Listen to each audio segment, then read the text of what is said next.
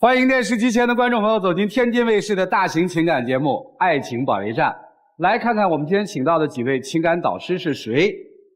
他们是情感导师于波红老师，欢迎；青年作家文吉尔老师，欢迎；情感导师莎娜老师，欢迎；情感导师曲薇老师，欢迎。来了解一下这对嘉宾的基本情况，各位请看。我当初不顾家人的反对，义无反顾地嫁给了一无所有的他。我没有要他1分钱彩礼，就为了相信爱情。可惜我错了，我输得太惨了，我根本就没有被他珍惜。在他心里，他家里所有的人都比我重要。但是我们的女儿12岁了，我也想给我女儿一个完整的家，我该不该给她一个机会呢？有请这对夫妻，有请。男嘉宾黎先生来自辽宁，42岁，业务经理兼司机；女嘉宾霍女士，42岁，来自辽宁，全职太太。有请两位，有请。欢迎两位哈。做全职太太多少年？12年，因为没有人照看孩子。孩子12岁，家都是他一个人扛。我觉得我为这个家付出的也很多。他只是给这家挣了钱，对吧？对。中年夫妻啊，事儿就比较多了，上有老，下有小。今天也是为这些事儿来的，对吗？咱们先说上面的老人处得怎么样？不太好。我跟我媳妇啊，现在我们已经分居3个月了，就因为老人的事儿。您住哪儿？我现在住我妈家。您住哪儿？我住沈阳，她在锦州。怎么回事啊？头段时间吧，我母亲吧生病了，需要人照顾，我就给她接过来想。但是呢，我媳妇她不同意，就因为这事儿吧，我们俩吵架了，吵得挺厉害的。我当时我就走了去照顾我母亲了现在呢，我想回家，就是说她现在不让。我问你啊，咱们结婚这10多年，作为婆婆她做到了什么？结婚的时候，你们家1分彩礼没给我；咱们俩买房子的时候，你们家只拿了1万首付。我生孩子的时候，你母亲甚至连一个电话她都没打，连问都没问，这是一个做婆婆该有的态度吗？孩子生下来了，连1天都没有照顾，这么多年，我容易吗？当时吧，确实条件不好，我也承认。后来那个生孩子的时候吧，因为什么呢？我父亲有病，我母亲吧需要就是照我父亲，所以吧就没来带孩子。这都不是理由，知道吗？就是让不了解我的人以为我多么不忠不孝。我问你，当时你父亲没的时候，我同没同意给你母亲买了一个房子在锦州，对吧？让他一个人养老。现在为什么就是说我们搬到沈阳之后，他现在又要来沈阳生活了？这不是笑话吗？对，确实买了。那现在呢，一年比人岁数大了，对吧？你这母亲离得远也照顾不上啊，所以接过来住，这也没有什么，我感觉。就是说他们家是啥情况啊？我老公有2个姐姐，他们就认为什么呢？儿子要给老人养老，女儿啥都不管。我觉得在赡养老人这一块吧，3个孩子应该是平等的。凭什么就是说把他母亲接到我家来呀？他2个女儿不管，我觉得这肯定不行，我不能同意。说完了吗？说完了。第一，老人对我不好，所以我也没有必要，对，是吧？对。第二，家里3个孩子，为什么所有的赡养的事儿都让我们来做？对，是这意思吧？对。好，那为啥不让他回家？他回家有什么用啊？就这些问题解决不了，回来不还是无休止的争吵吗？对不对？这婚姻还要吗？我觉得要不要没有多大的意义了。我这么听起来是不是对2个姐姐也有意见啊？我这么说吧，就是一提他姐我就特别来气。他大姐是一个非常不是物的人。哎，对呀，我想起来了，你走这3个月，你大姐不是说给你介绍一个对象吗？没成是咋的？你又要回来了？没有的事儿，你可千万别搁那瞎说话啊！你大姐那天打电话就跟我说的，说你俩要是不过了的话，是吧？我能给我弟弟找个更好的。他说我班上同事就有一个，就这么跟我说的，而且人家还能给他生儿子呢。真的，主持人，我不怕你笑话，我老公就这些年，他骨子里面就想要个儿子。你那是个闺女是吗？对，包括我婆婆，就是从来不给我带孩子，也是因为我生的女孩。他想多了，我跟你说可能老人吧这么想过，但是我从来没这么想过。没这么想，你大姐为啥说能给你介绍一个，还能给你生儿子？你说这话谁不来气？我听着不来气吗？我都想扇他2个大嘴巴子。对了，我想起来了，你偷偷从我卡里边转走的5万块钱。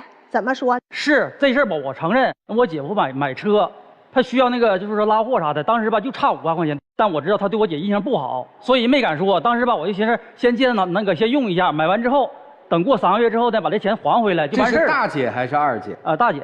大姐是哈。啊，他二姐基本不参与我家的事儿，哦就是他大姐特别不是物，哦，哎，我问你啥事儿都搅和。哦，我问一句，夫妻财产是共同财产还是？是共同财产。那就是说为啥是偷偷的从我的卡里转出去钱了？因为就是我们家就是我说了算，就是他挣的钱都是我保管。哦，他负责挣，你负责管，对是这意思吧？对，这件事儿是说他没有跟你商量。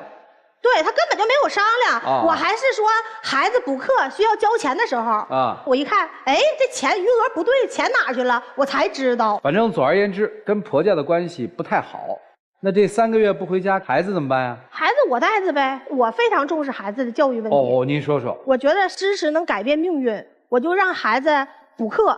我觉得孩子必须得出类拔萃，考个好大学才有出息。哦但是他不这样啊。不是学习是固然重要，但是身体更重要。我感觉吧，你说孩子毕竟还小，对吧？嗯现在吧，就是小学吧，他那个功课也挺重的，放学都6点钟了，在外补课，一直补到9点多，回来之后吃口饭，可能刚吃完饭之后，他妈就让他写作业。我不希望孩子这么累，结果呢，他就不同意了啊！我一管你不让管，你是什么？他当父亲的是吧？就这么说我。但是你知道吗？你的这种态度、这种观点给孩子造成特别消极。现在我一管孩子学习，孩子说啥？我爸都不让我学习，你让我学啥不是呀？他不是不让他学吧？他就是不让学。一孩子一学，爸我累，他说去吧，玩儿去吧。那本身孩子回来吧，就是都很累了，在学校吧都已经学很多东西了，你就回来之后，你再去给他强加一个往里边也灌东西，他已经进不去了。你必须让他放松放松，去消化消化。哎，所以我问一句啊，他不在，是不是闺女儿挺想他的？怎么说呢？也说过想爸爸啊但是说我们俩在家的时候，真的就是无休止的争吵，对孩子性格影响很大。就自从我们来沈阳之后，这2年多，我就觉得孩子都变了，就变得孤僻了，经常的一个人就是把自己关到屋子里边，不爱说话。为啥呀？就是我们俩总吵架嘛，我就觉得来到沈阳之后，他整个人都变了。其实吧，我打断你一下，孩子孤僻吧，我感觉他说的不对，孩子孤僻肯定是因为学习压力大。再有吧，就是说这个学习时间长，他没有时间出去玩儿。我建议吧，孩子还是有时间可以出去，说再多玩一会儿，或者放松放松，对吧？教育观念不一样啊，对对。为什么这2年到的沈阳，好像我这听下来，家里面很多事儿就变了，是吧？对，不瞒你说啊，沈阳这个房子是我母亲给我买的，因为我是家里边的独生女。哦。然后我父母呢就想让我来沈阳照顾他们。哦。当时呢，他也是很同意的。跟岳父岳母住一起吗？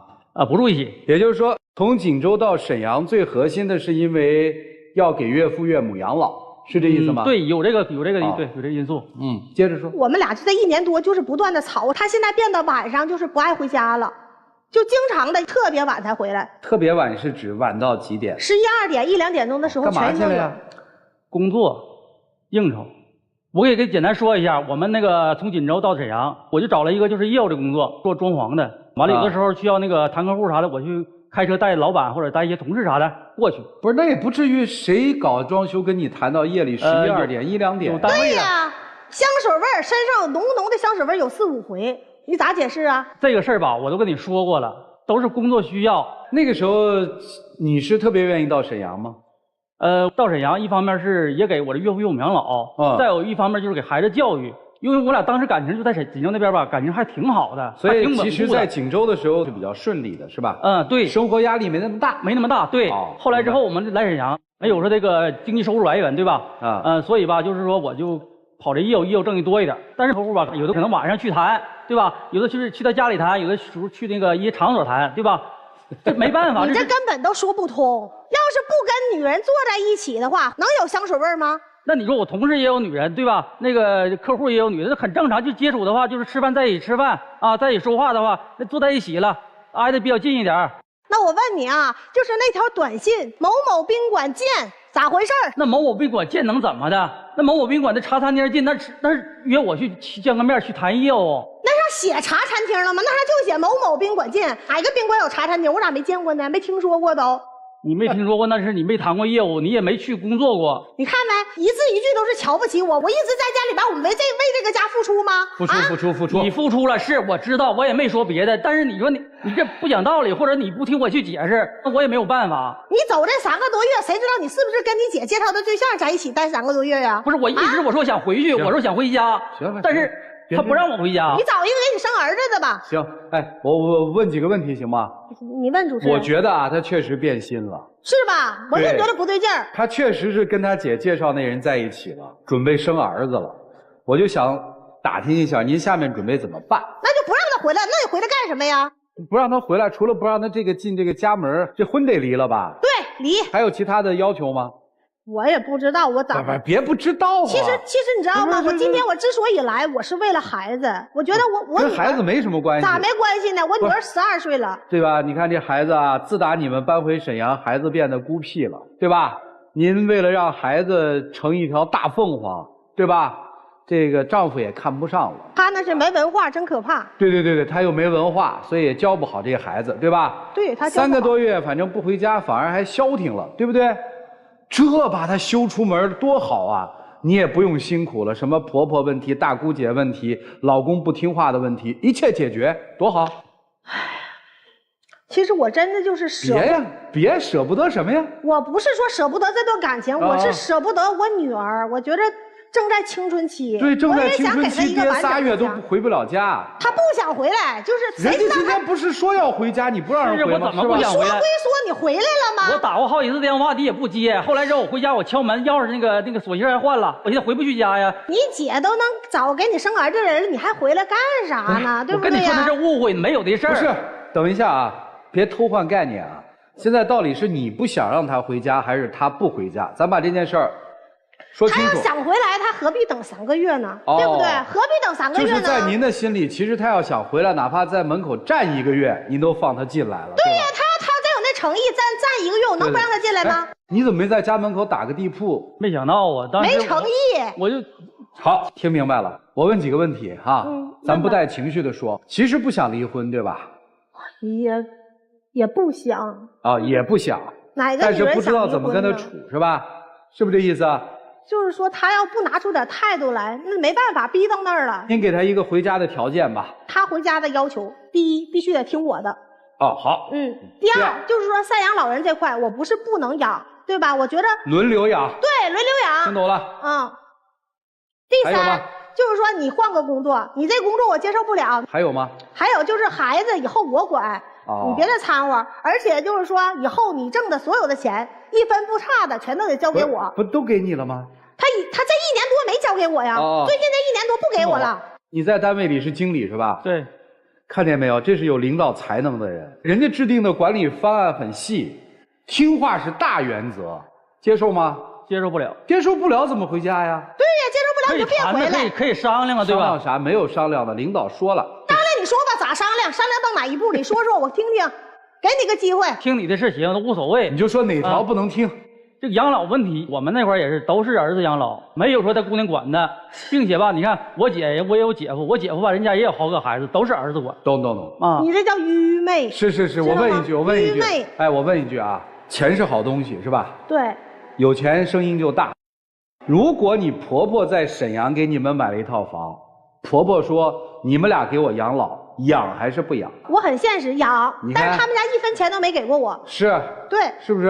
对。那这12年这男人挣的钱哪儿去了？这个家共同的分担，我不是给我一个人花了。哎呀，所以这个听起来挺悲凉的哈。有钱就行，是这意思吗？也不能这么说，但是怎么说呢？钱不能证明一切，但是你给一个人花钱，证明你对他好，对不对？拿什么表达呢？啊？那对呀。你舍得为他花钱，你才是表示你对他好，有毛病吗？哦，那他舍得为你花钱吗？他舍得，但是他们家那他对你好吗？他对我以前挺好，最近这1年不好了。哦，因为不给你花钱了。对，不给我花钱了。想回家吧？行，离婚吧，把闺女带走。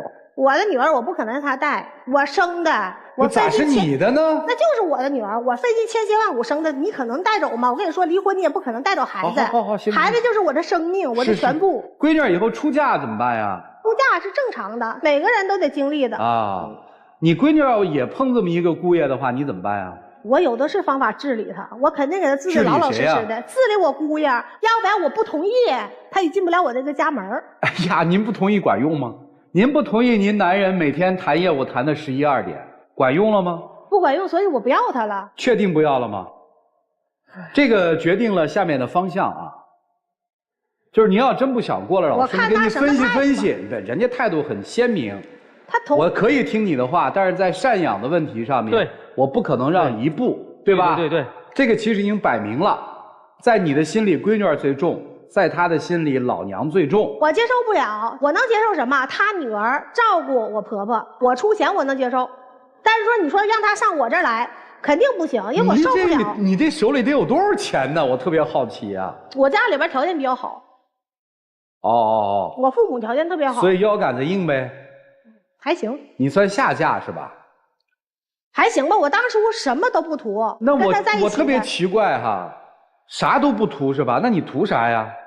我当时就图他对我好，他听我的话，好不好？当时特别好，当时啥都听我的，对我就言听计从。所以钱也不好使了呗。哎呀，咋说呢？家里那么多钱，我现在后悔了。所以我就问您嘛，千万不能什么都不图就跟一个男人在一起，真的千万不能。是。所以我不就问您嘛，您到底要干嘛嘛？我也不想太绝对了，毕竟我也来了，是吧？我也想听听老师们的意见。日子还想过吗？我也想好好过日子，我也没想过，既然说我当时啥也不图，我也没想过要分开。但是现在就是说，走到这儿，僵到这儿了。看得出来，没人想离开这个家，丈夫不想离开这个家，妻子打心里也没想把这个丈夫踢出家门，但是这日子就别扭，把婚姻当成博弈，总想做这个家里的老大，痴人说梦，幸福不了。迷茫就听老师们怎么说，好吗？让我们一起进入丘比特问卷。您的婆婆这也不是那也不是，她有是的地方吗？也有。什么？就是我们回去的时候也对我悉心的照顾了。她还有一个最大的贡献，生了这个儿子，成为了你的丈夫啊，才有了你们这一个家。当然，她偷偷的把5万块钱借给她的姐姐，绝对错。这5万块钱还回来了没有？没还呢，到现在还没还呢。这个必须扎紧。这个可以。你做的太错了。另外，妻子这样的态度对你们家，你恨她吗？有点。他这种恨已经都写在他的行动当中了。他对自己的母亲的孝顺是值得尊重的。如果让你的母亲住到沈阳，因为你是寄人篱下，那个房子是他父母的，他有权拒绝。但是作为一个儿子，母亲生病了，他要去孝顺，我认为你做得非常对。他这样的一个行为，恰恰给你女儿做了一个榜样。我们想让自己的孩子今后对我们好，孩子就看你们对自己的父母好不好。孩子的教育并不是说学习的教育，更多的是成长的教育。在你们这个家，孩子能成长吗？孩子潜移默化，长大以后他会不相信生活，不相信爱情。尤其丈夫分居，您认为是一种逃避的方式吗？做妻子，性格使然您强势，但为什么要强势到自己的丈夫什么事情都要听你的？凭什么？那就是上下级关系啊，有意义吗？但是做丈夫的，你以这样的一种方式，是在加剧你们这段婚姻的崩溃。如果还想好好过，多去反思一下自己。你真的要拉回这个男人的心，首先自己做出改变。当然，你有很多方面也需要改变。谢谢。我作为一个女儿的角度来说的话，如果在这个家庭里面会特别割裂、很压抑的。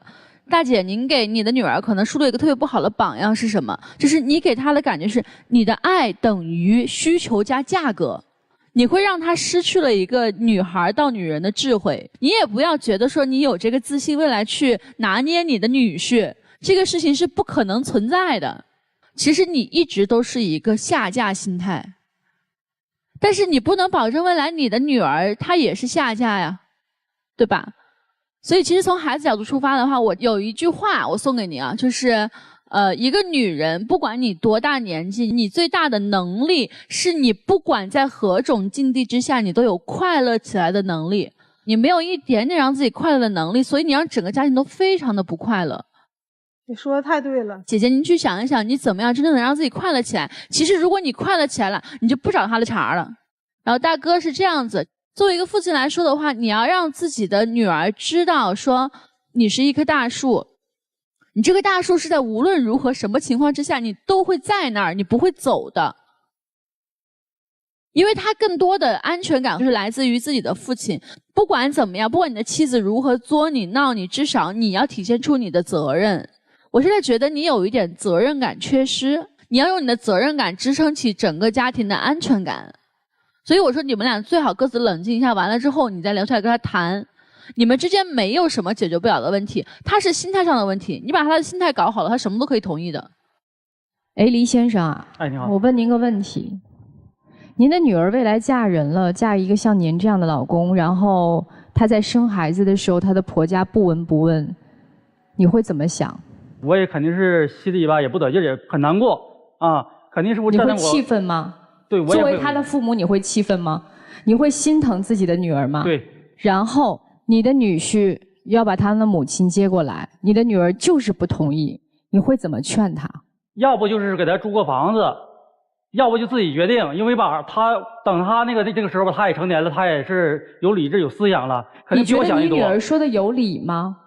我感觉吧，有一定道理，但是不能完全有道理。好，有一定道理就行。对，理解你老婆的心理了吗？我能理解点。我之所以吧，今天我站在这个，你要把你的妈妈接过来，你有提出过解决方案吗？我说过呀。接过来之后就是找个房住，不能住在一起，住在一起的话肯定是受不了，肯定是没法相处。我跟他说了，就是在附近嘛找一个房子，不论大小，也不论说的好坏都无所谓，因为吧我母亲嘛她就一个人啊，我父亲也不在了，就有一个住的地方就可以。好，你有提出解决方案，他依然不同意，对吧？对。你有去安抚他之前受过伤的心吗？你有站在他的身边说一句：“老婆，我妈做的不对。”他们重男轻女是他们的问题，你不容易，你辛苦了。当时我也说过，也解释过这个东西。不是解释，就是安抚。你换位换到你女儿身上，你就明白了一切的感受。当你不理解你的妻子的时候，你想想自己的女儿未来有一天也会为人妻的时候，你作为她的父亲，作为一个男人，怎么看待这个女人？你就用这种心态去疼你的妻子，就没错了。他的说完了，接下来说你。他们家是有问题，你嫁的时候不知道吗？那你自己选择的呀。怪谁呀？怪他们家吗？你只能怪自己眼光啊。嫁了之后就是平等的，不要在婚姻里面高姿态。第二点，在婚姻当中，两个人从来都不是敌对关系，你们是并肩作战的战友。你如果把他当成你的敌人的话，你觉得你们两个人还能并肩作战吗？一个丈夫难道听话就是对你好吗？言听计从，但是心里却有着其他的小九九，你觉得哪个最可怕？还有一点，这么多年为什么不工作？因为我家里边吧，每个月也能给我们4、5千块钱。就来沈阳之后，就之前我们是干超市的。所以你不是也是一个好吃懒做靠家里的吗？但是别忘了，你的爸爸妈妈有走的那一天，你靠谁呀？我劝你最好尽快找一份工作，让自己能够有一些挣钱的能力，这是你应该焦虑的事情，而不是焦虑你的婆婆什么时候来。作为一个大度的女人，我劝你让婆婆来，像她说的，找到第3个解决方法是什么？租一个房子。就这样。这个男人心里是看不起你的，这个男人心里是不认可你的，难道你没有感觉到吗？难道你真以为是大姐看不起你吗？是大姐在拆你们吗？如果他的弟弟非常爱你，非常爱他的妻子，请问哪个姐姐能够说，哎，我给你介绍一个生不了男孩，我给你介绍一个能生男孩的女人？哪个姐姐敢去说？你们之间的矛盾，他怎么会知道？你说的，你说的，那他听谁说的呀？不是你，他听谁说的呀？那一定是他哟。你这么想抓住钱，无外乎就是想达到3个目的嘛。第一，增强自己的掌控感；第二，增强自己的安全感；第三，对未来有所期待，你要去实现自己的梦想嘛，对不对？但是这个男人说不给你钱就不给钱了。男生，你真孝顺你母亲吗？你的妻子真是对你的母亲不好吗？当时花钱给你母亲买的房也是他呀。你的妻子真的是这么讨厌婆婆吗？有一点小矛盾，但至于如此吗？不是的，无外乎2点。第一是对你啊灰了心了，对那个姐姐呀，存心破坏你们之间感情那个姐姐不满意呀。为什么我们不能去真正的体会她的一个感受呢？钱方面，如果夫妻2个人不能共财的话，一定不能同心。凭什么钱不能给人家？你那家真不能回吗？香水味又是怎么回事？人家都不给你捅破了，是给你留面子，是对你们的感情还有期待，对吗？我们不能如此之冷漠绝情。就这样，要过好好过，是吧？没有必要这么拖拖沓沓，赶紧回家。下去节目之后，好好谈一谈老母亲的养老问题，不可回避。孩子青春期的问题，想清楚，别闹了，没什么好闹的了。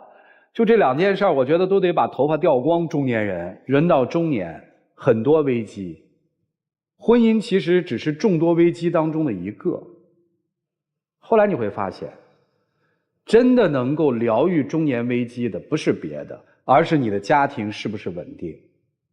当你家庭稳定的时候，很多危机自然就度过去了。你们自己去想。好了，接下来让我们一起进入真情60秒。其实吧，我今天过来，真的我就想回家。有些事儿吧，我也知道可能自己做的不太好，不太对。刚才吧，各位导师、各位老师也说了，我也都听进去了。我也会慢慢的就调整自己的状态，有些不对的地方吧，慢慢的去改。但是我真的希望吧，你能给我一次机会，给咱们家一次机会，给孩子一次机会，咱们呢，继续生活下去。毕竟吧，咱们也是经历过这些年了，也不是说像小孩过家家似的，几天就完事儿了。我们在一起17年了，现在这段感情让我觉得身心疲惫。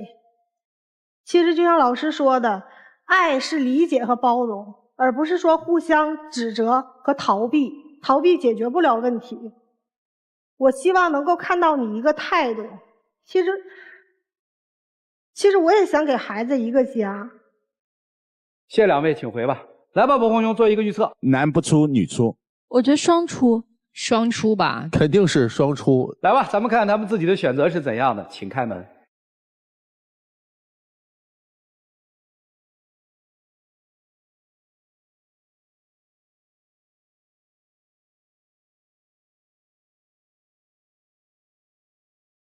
特别好。都说没有爱情的婚姻是不道德的，一段婚姻关系脱离了爱情，那就剩责任。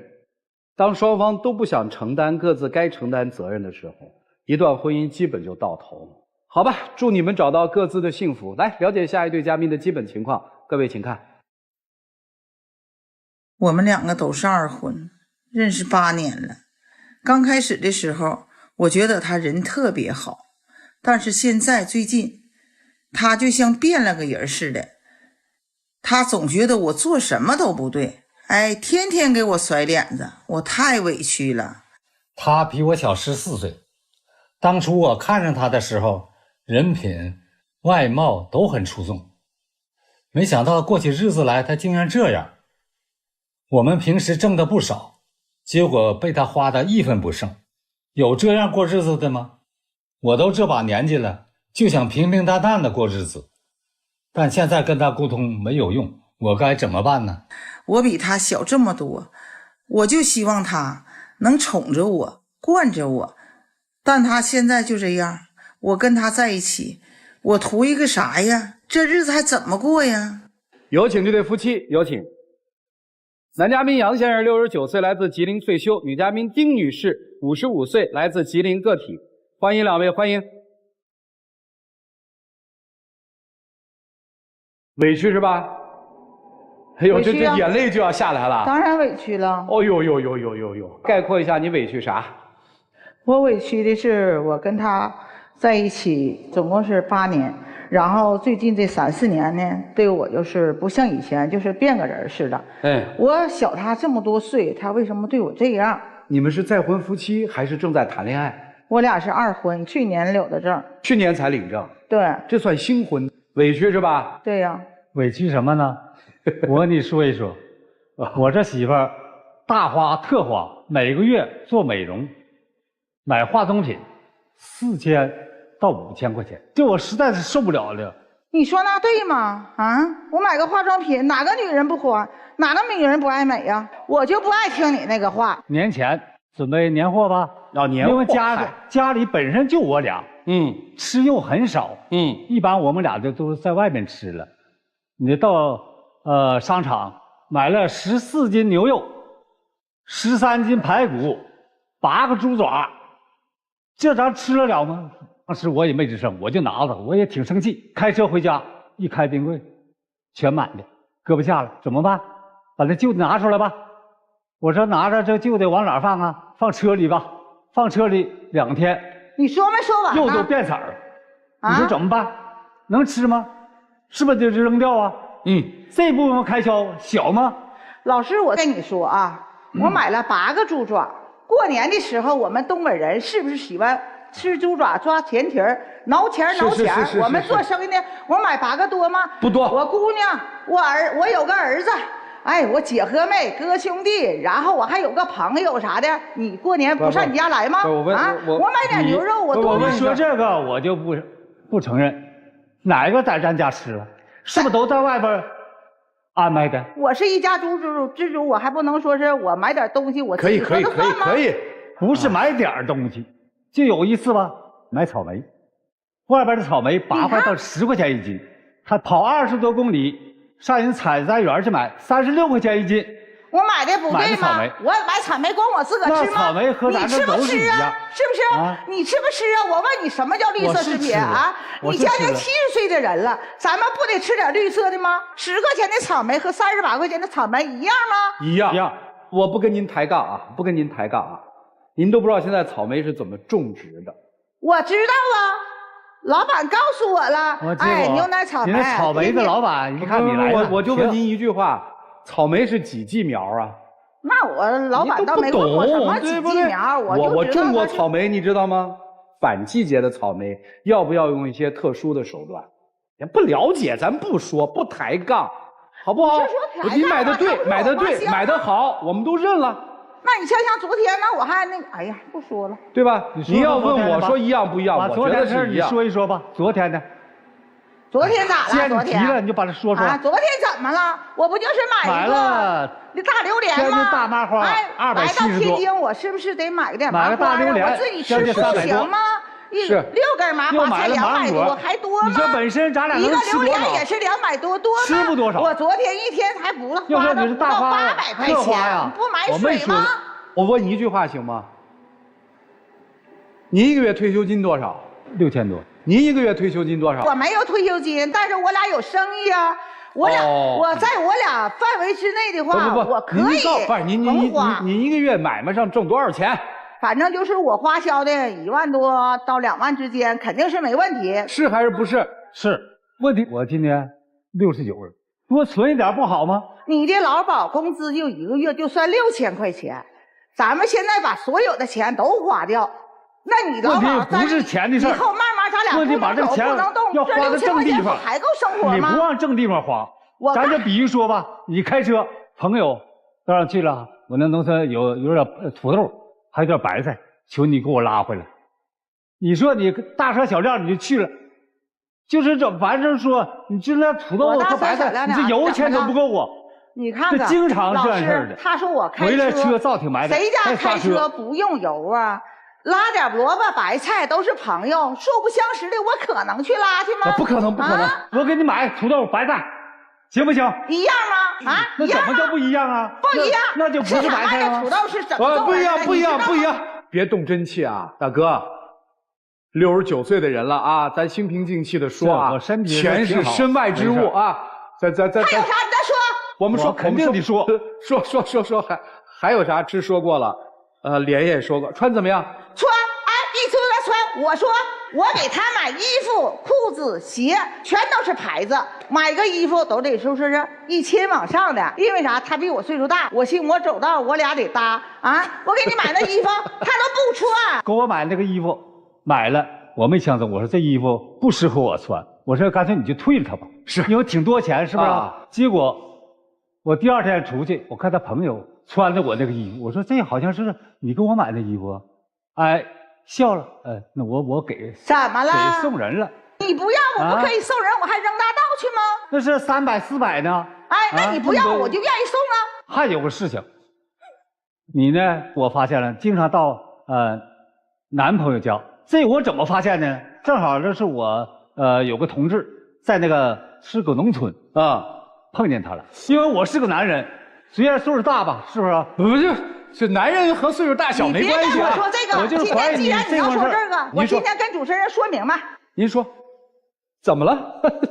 这个男士呢，就是在我老家，就是农村的，就是一个镇里边，就是我妈活着前，我爸活着前呢，就是我家一个邻居，他媳妇儿是那个癫痫病，然后呢，他家里有2个智障的儿子，因为那前我家是做生意嘛，然后我妈就给这个哪里他家偶尔的哎送点小菜啊，送点啥，那我就是继承我妈的就是传统了。我看他家挺可怜的，我每年呢，说实话啊，他家的一年四季，春夏秋冬，就是他家4口人的衣服都是我给拿，然后年年的种子化肥和农药呢，我就给他拿过去。反正我一年呢是给他将近就是不到2万块钱。那你这种情况为什么不跟我说？我跟你说啥呀？你那心眼老小了。我跟你说什么？我不是小，我不是。今天你要不说这儿，我还不可以说。也不是没有爱心，也不是没有善心。这事儿你要是跟我说的话，我100%同意。我拦一句吧，谈了好多年恋爱了，对吧？这谈恋爱期间这些事儿都没发生，怎么这一结婚了，这都翻江倒海全出来了？之前呐，你都没看呐，他之前我俩刚认识不长时间，哎呀，他对我那好的，哎呀，瞅我个头也好看，容貌也好看。然后哪样都行了，这3、4年我怎么都不好了，没事甩脸子，不管亲戚朋友来了，我想吃个饭了，哎，人家就不愿意了。我看他不愿意那样式的了，那我就自己，我不用你管了，什么事都我自主了。所以按您这说法，就是男人不管多大年龄，只要结了婚就翻脸，是这意思吗？对呀。你们2位没有什么共同的爱好吗？比如旅行什么的？要说旅游，咱又想起来了，我们抱团去旅游，都是大巴接大巴送，挺好。他不的，你们先走吧，我开车去追你们，60多公里你到那去，完了结果呢，到那去了还上个当，到那人卖东西啊，买个镯子吧，2200啊，拿那个镯子到家来，没敢带，上旁边商店一瞅，姨妈，这不跟我那一样呢？那是50块钱。我再问你。我买镯子，当时我跟前有朋友，还有别人，我去了，是不是有1万多的镯子，有8000多的镯子，然后还有是最便宜，我买一个是2000来块钱的，我害怕回家你跟我甩脸子，不愿意，嘟，我还不知道你那样吗？我买个最便宜的还不行吗？那我要知道你这样式，我一就是一就，我直接买个1万多得了。我没成想到这2000多，你还跟我俩回家这样式的啊？为什么呀？我买东西就不行啊？浪费。不浪费呀，浪什么费呀？女人天生嘛爱美吗？我现在能问话了吗？可以啊。哦，问。大哥那边有孩子吗？有一个姑娘嫁出去了。不太需要贴补了。不需要了。听出来了。今天就叫大型炫富现场，2个问题说得很清楚。第一个问题肯定是双方子女都没有特别重的负担了，对吧？是不是？所以咱这钱多了。钱多了该往哪儿花的问题，不就这意思吗？你是希望多攒点好，万一未来身体不好了，到医院里面有充足的钱。您是觉得这个活在当下，有多少花多少。对呀，这个是让我们问清楚了。下面要问关键的了，注意听啊！您是不是觉得他这钱花了之后很浪费？每个月收入就跟我们俩钱就是花的一点不剩。行，第3个问题，您现在还爱他吗？这方面我挺纠结。哎呦，虽然嘛，他比我年轻，但是产生这些问题，我非常纠结，就纠结在这儿，我怎么办？不是，我就问你还爱不爱人家？您在那儿纠结个什么呀？你说爱或者不爱，或者又爱又恨，真是又爱又恨。下面跟爱情无关了啊。说实话啊，您觉得如果您倒在病床上了，他会照顾您吗？这个不敢确定，真的不敢确定。对，所以这才是真的担心嘛。他比您大？比我大14岁。确定吗？确定。按照基本规律来说，应该是他先需要人照顾，是吧？照顾，首先他对我好了，我就可以照顾他。对我不这样似的，到时再说吧。我对他那么好，就他这么大岁数了，我天天给他做饭，给他洗衣服，给伺候他。我寻思好好的吧，让他也跟我。不是他多大岁数了呀？快70了，69了。您不是也快60了吗？那我还比他小10多岁呢。哦，您有年龄优势是吧？不是年龄，但是凭心，我当时。我再问您一句啊，如果他把挣这个钱都揽在自己的怀里，现在打今儿开始这钱也不这么跟您花了，您还跟他过日子吗？不过。为什么？我是一个女人，他不给我钱，证明他心里没有我。就是钱了。所以我们可以理解为你看上这老头的钱，是这意思吗？不是，气质啊，瞅着乍开始的时候瞅着气色不像这么大岁的人呢腰板拔溜直的，瞅着也挺帅的。不是你这么嫌弃他呀？瞅着也挺帅的。啊？你觉得你尊重他吗？我尊重他呀。确定吗？确定啊。那为什么这个抱团游你非要开车自己走啊？我就想他事儿的。您是觉得这个男人限制了你吗？不怎么舒服，所以我才找老师呢。就是这个婚姻不舒服，对吧？对呀。是因为他束缚你，对吧？就是限制你，是这意思吗？一个是限制，主要就是说是他不包容我。所以大哥，今天来的目的是什么？目的我就是纠结，我怎么办？说这心里话，我真的指不上。他说他真的指望不上您的时候，您心里什么想法？哎呀，我太寒心了啊！我天天对你那么好，你还指不上我？你现在我不要是不为了就是说跟你好好在一起，我能这样吗？每个月咱不说是年，就是每星期你给我做几顿饭？你自己数数，做几顿饭？做几顿？我做几顿呢？我一般都是在外边吃，在家很少做。主持人，我可以说话吗？可以啊。我给他做饭了，他不吃。哎呀，咸了！哎呀，淡了！哎呀，这个不行，我不爱吃，那个我不爱吃。那你看我不爱吃的东西，那我硬说爱吃吗？我给你做，我就不喜欢吃。后来我就是不给你做了，因为你不吃，我就不做了。你那么瘦，你知道你怎么回事吗？挑食。再说了，我现在这么胖咋回事啊？我认识你前我是这么胖吗？我认识你前我是这样式的体型吗？我给他做啥吃的？不愿意吃了，哎呀，我不吃，我寻扔了白瞎了，我哭一顿吃，我天天赶上给你打饭底儿了，我不委屈吗？你好意思说吗？你还在这张有时候给我气的，我都是什么事儿我都想了，挣这么多钱也没有用，干脆也不挣了，一走了之得了。我都给我恨的说你做美容，假如说跟一刀拉的跟你拉坏了，我都恨你这样，因为啥？你现在做的美容，你这个男人呐，一点责任都没有。大哥不那个，我把这话这么翻译一下，您看您能不能接受啊？大哥认为，在他这个年龄的婚姻状态，应该是两个人相守相扶，每天陪在你的身边，做点什么事儿，咱们好商好量，是吧？对。您现在50多岁，还不到60岁这个年龄，正是生命还是挺旺盛的时期。您现在对于生活的追求是折腾、跑、情趣，对吧？就像您说那个10块钱的草莓和30块钱一样吗？也不是啊。我跟您说，换一个说法，在我看来，真的不一样，摘的更有情趣。如果两个人是好说好商量，一起去摘，那叫情趣。如果是说因为这个10块那个30就比10块的好，我非要去干这个事儿花钱，我心里才舒服，那叫有病。它是有区别的，有情趣和有病是区别的。您现在是拿钱，我也不知道在拿钱在填什么呢？是说我嫁给了一个大我10几岁的男人，我亏了吗？我就得玩命的美容，我就得玩命的去花钱，我花钱我就开心。您现在给我的感受是，我花钱我开心。我自己也有生意，我能赚钱。我知道，我花钱我开心吗？对呀，是不是花钱开心？对呀，开心。除了花钱之外，还有什么事儿能让您开心喽？哎，比如说变美吗？买衣服吗？买鞋吗？对，注意看啊，变美是要花钱的，买衣服是要花钱的，买鞋是要花钱的。还有什么事儿让您能开心？首先就是这些让我开心，再一个就是说是，哎，我的老公他能天天看着我也开心。我真的就不开心。你看，这不就是反差吗？我就想问，您想要的婚姻生活是什么样的？您把它说出来。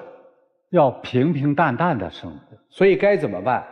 没想着不过，对吧？只是想调整，看怎么去调整。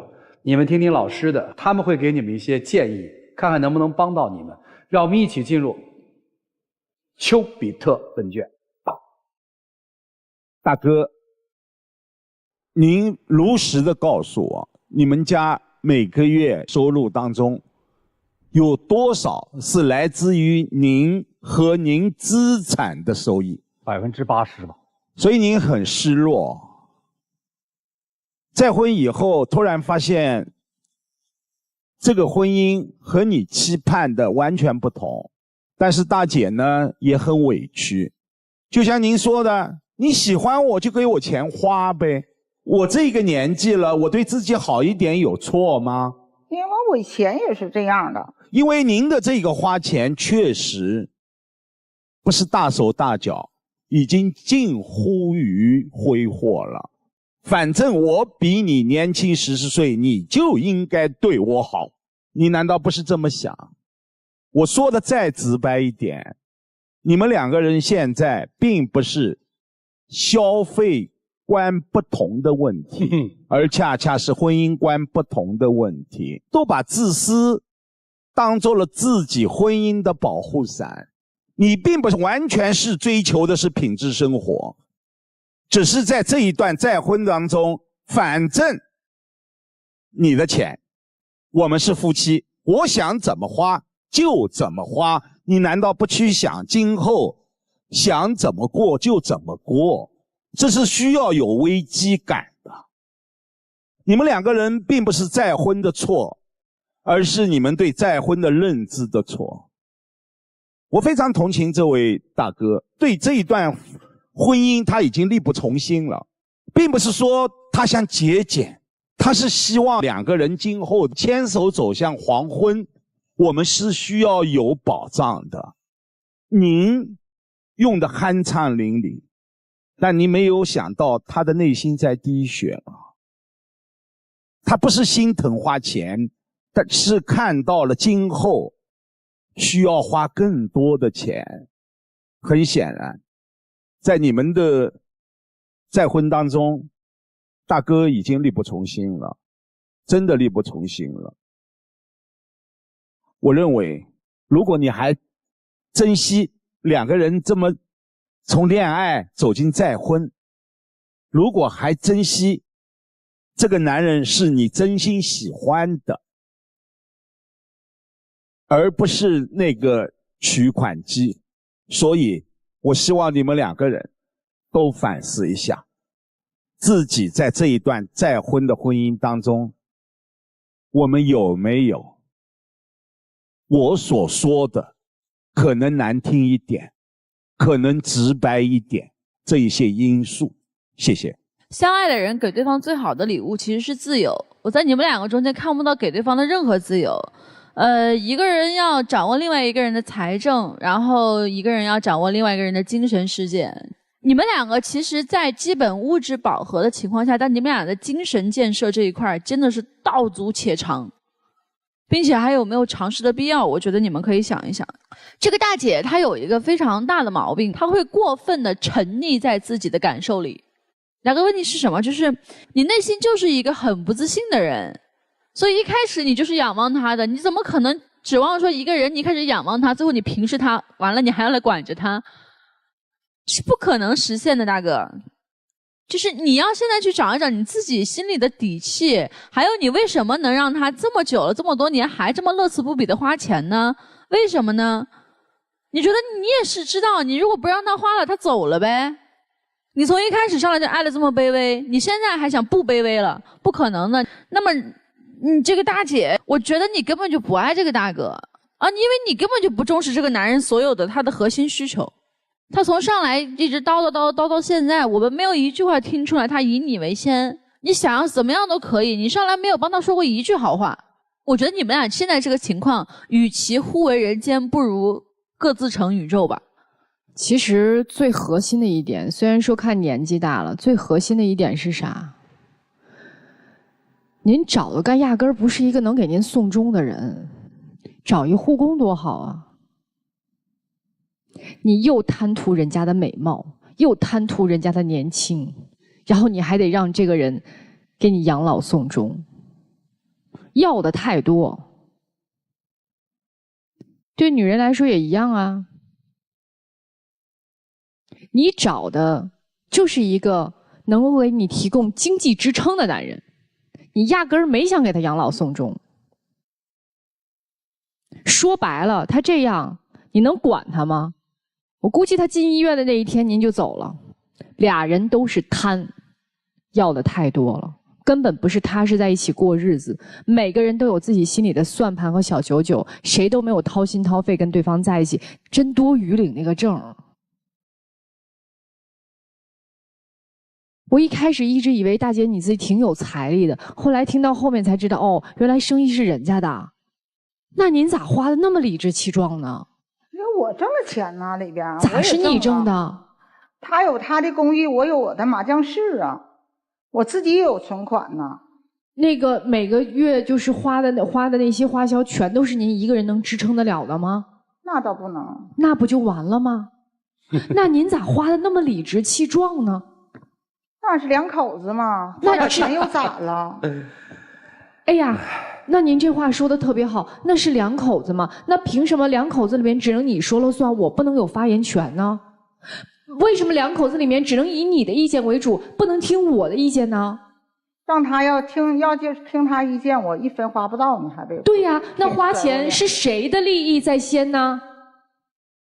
那钱是花在谁的脸上、谁的身上了？吃到谁的嘴里了？那为什么在这段婚姻当中，一定是你占了所有的好处，别人就只能听你的呢？他也沾光了。他沾什么光了？找个年轻老婆了，哎，天天你看他脸各方面都挺好的，吃的，那他不也沾光吗？徒有虚名是吧？您有一丝一毫替他想过吗？所以你们两个人，你说都这个年纪了，为什么要彼此折磨对方？你们两个人，我劝你们尽快解除现在的婚姻关系，就各自安好就可以了。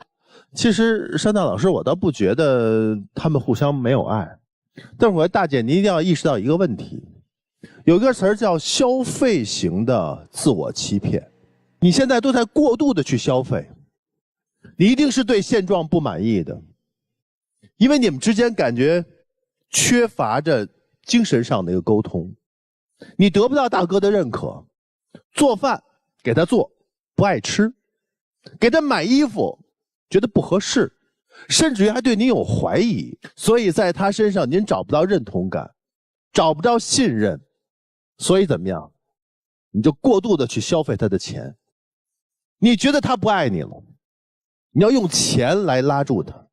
一方面您是在抑制自己对容貌的一个恐惧，另外呢，您更恐惧的是，如果一旦我没了容貌，他还能这么对我吗？但是其实您也会感觉到，在一时间的这种消费的痛快之后，您也会更加的空虚。2000多元买来了一个50块钱价值的东西，您内心也不安呐，也彷徨啊。但是怎么办？怎么填补它？好，继续再去消费，让自己能获得一时之快。但是换来的是什么？更加的空虚，外加他的对你的更加的不认可，恶性循环啊！花钱只能带给我们短暂的快乐，真正的内心的丰盈才会是带来持久的一个开心。你们真的是缺乏内心的一个交流。您的诉求是什么？您要过的日子是什么样的？跟老婆好好去聊啊，一起真的就是旅游还做不到一起。老婆做的饭即使不好吃，但那是一份爱，一份心意，咱得接收到啊，是不是？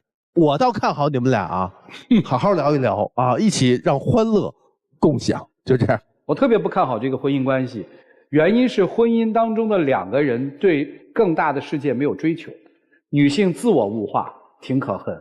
更可恨的是男人把女性物化了。婚姻要的是情啊，婚姻要的不是交易呀。你们自己看要不要珍惜？让我们一起进入真情60秒。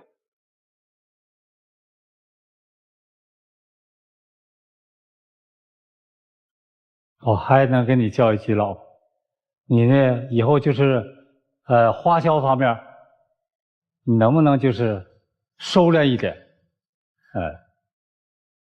再有别的什么事情，能不能和我商量一些？我会同意的。我不是说是抠门那种男人，就是这些你稍稍有个度，资助别人我也同意。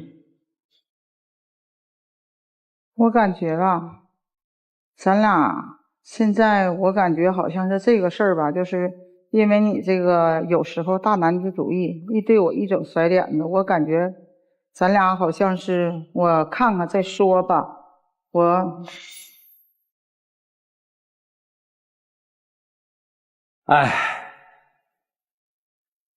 这还是谈判吗？谢谢两位，请回，请回。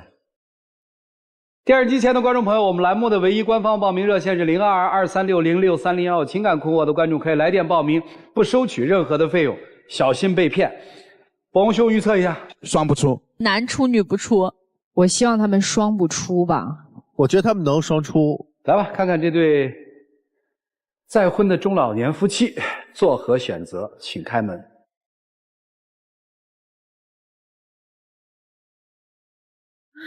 大哥每一步都走得好沉重啊！咋啦？日子还得继续啊，有什么话跟人说的吗？我现在心情也轻松了，但是呢，我还有点说实在的，岁数我不小了，我现在出一家进一家还是不容易，我就吃亏到这儿，我也明白，但是我还是想挽回这个婚姻。行，那你就回去接着跟他谈，好吧？就是特别简单，大姐的决心表明了，如果你欣赏我，我们就继续；如果你挑剔我，我宁可分开，好吧？行，谢谢您，加油，请回。